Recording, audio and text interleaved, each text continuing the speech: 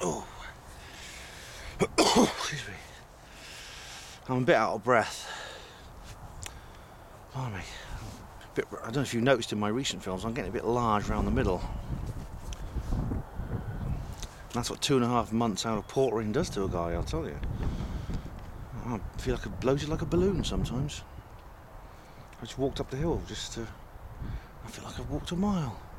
Got to find some other way to keep fit. I'm going to have to from now on. I'll have to. Because, well, you see that building behind me, that big building there? That is the John Ratcliffe Hospital. And that's where I was a porter. And I say was a porter because I've now been discharged from the hospital portering service. It's a long and complicated business. I've spoken about it briefly in my interlude films. But I can confirm to you now I have had my disciplinary hearing and I have been summarily discharged from the hospital portering service. Look in the description box and there's a big long article explaining everything. Basically it stinks. That's my assessment. I've basically been set up. And it's all because I was in the newspapers. There's a bit of dust on the lens. It's all because I was in the newspapers. And like I said, look at the article. It goes into it in detail.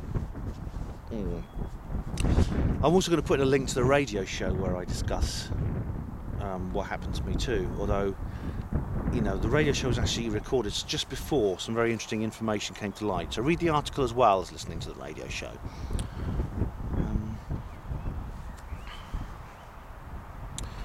I feel sad sitting here, you know, because,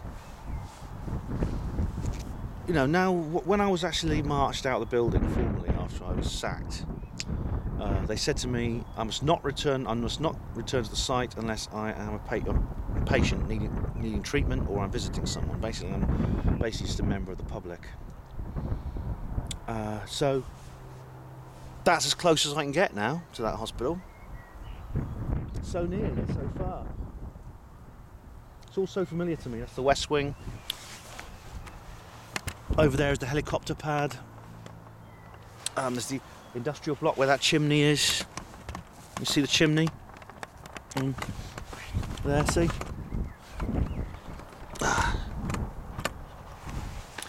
But now it's like Area 51.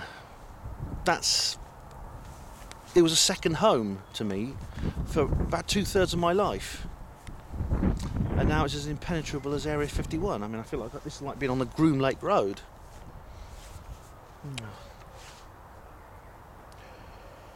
To tell you the truth, I don't feel as sad about this as I thought I was going to feel. I feel sad, but not incredibly sad.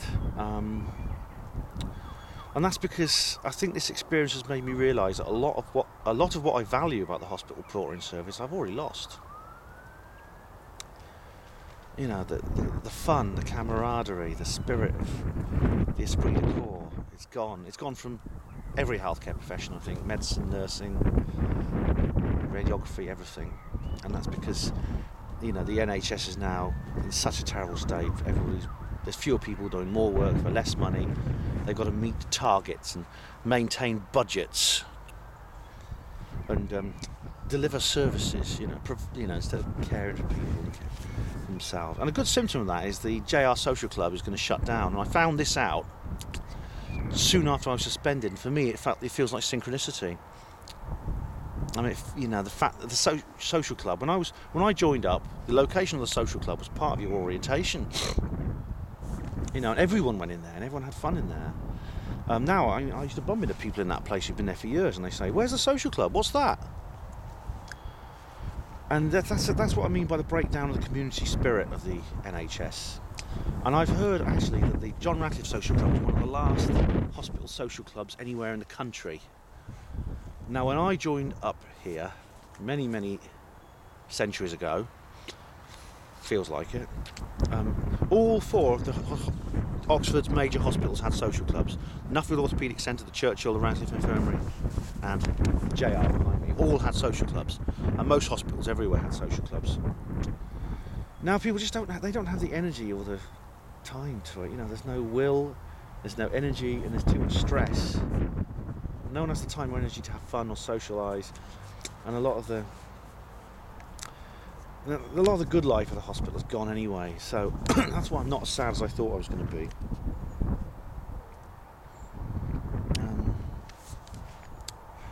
I don't regret what's happened. I think I did the right thing. And when you think about what other people have done, as I explain in the article, who have a lot more financial problems than I do as a result of making a stand, what excuse do I have not to make a stand? I have to stand up. I had to make a stand against this injustice and this stupidity. Because otherwise, how could I look people like Kevin Annett in the face and say, Kevin, you had the guts to stand up to the man, but I didn't. I wouldn't go look him in the face. I feel so ashamed. So I had to make a stand against it. I had to stand up to them, to resist them. I don't think what's happened to the NHS is accident. I think it's deliberate, and it's part of what Andy Thomas says about everything being designed to break your spirit.